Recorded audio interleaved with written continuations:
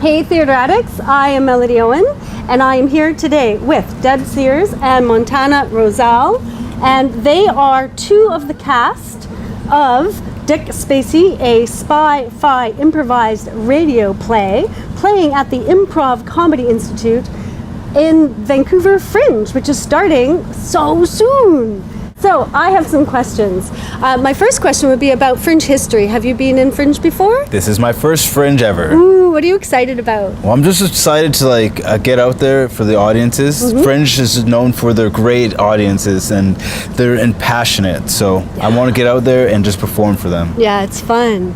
Yeah, I did a Fringe show a number of years ago. I volunteered for Fringe for many years. So yeah, been on the Fringe track for a long time. Yeah. Okay, yeah. Excellent. What's your favorite thing? Since you've done it before, what is your favorite thing about Fringe? Why do you love performing at Fringe? Well, I mean, it's just such a great atmosphere, a great buzz, the audiences are great, as Montana said.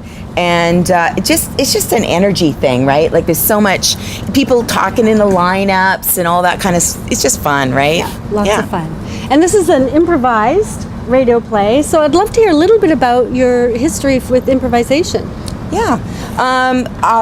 We actually, the four of us in the ensemble, play together in an improv group called the Quad Comedy. So we sort of have a background, many of us, of playing together, and then people are part of other improv groups as well. We're sort of not kind of monogamous that way. We Yes. play with a lot of different improv groups, so some of us are in other groups as well.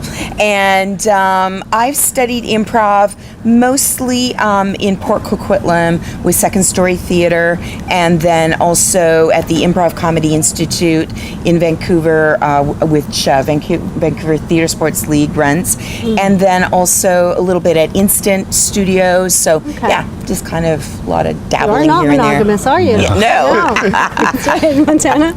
Yeah, so most of my training is from Instant Studios. Mainly all of my training has been from there, but a little touch basis with Blind Tiger and VTSL.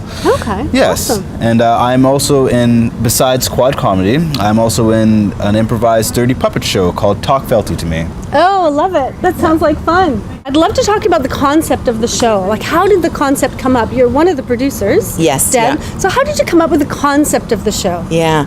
Well, Rochelle Laughlin and I, we're in the Quad Comedy together, and we've also performed with Second Story Theatre together. So we kind of, kibitz a lot, and she actually works for Vancouver Theatre Sports, so just kind of bouncing ideas around. And she had studied one kind of training program doing an improvised radio play at Vancouver Theatre Sports.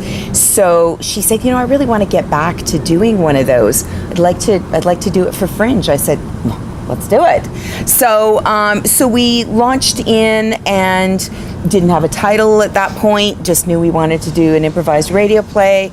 We knew noir was a big piece of what we wanted to do, a throwback to all those radio plays that you would hear on the radio, in the 40s era, and also quite drawn to sort of science fiction stuff. And, could we do a mashup of science fiction and noir detective kind of stuff? And so that was when we came up with the term spy-fi, just kind of out of bantering around like that.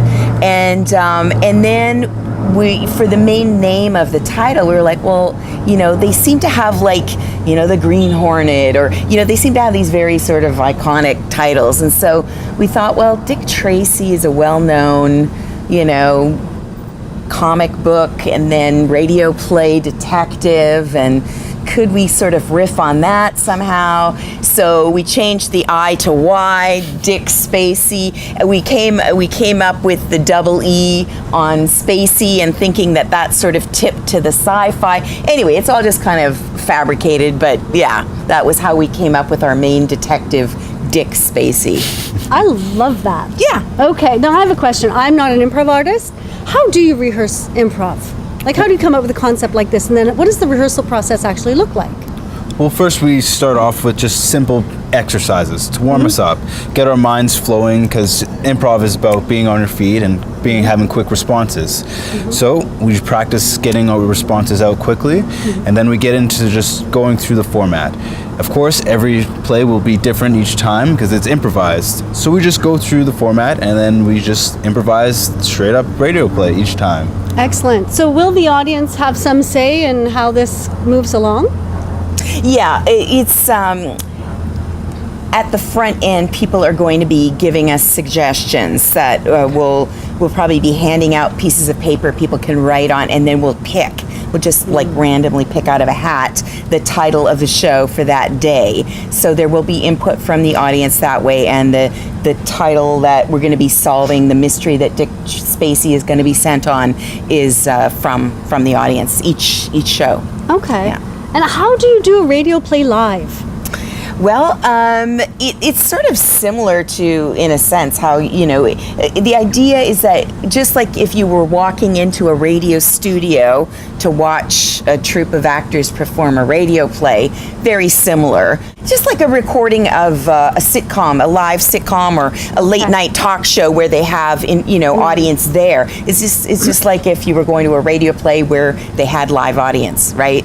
When you asked about exercises, we've been working on try and get some of the lingo from the 1940s from noir. Fun. We try to integrate that, so when we do our warm-up exercises and stuff like that, we try and incorporate sci-fi references, noir references to get really comfortable with that. So that's part of the process of rehearsing the radio play. And we're doing our own Foley as well, which is, Foley means the sound effects that you would hear if you were hearing a radio play. So, we're using things like, we've got chopsticks, which work really well for sound like breaking a finger or something like that. And then, like a little Nerf ball, if you punch it, it sounds like somebody's getting punched in the stomach. And of course, gunshots, because we're going to need gunshots. Yeah, but we make those with pieces of wood. No actual guns. No actual guns used in this improvised play, yes. Oh, that's brilliant. Yeah. Okay, so I love improv. I love old radio plays. I love detective noir.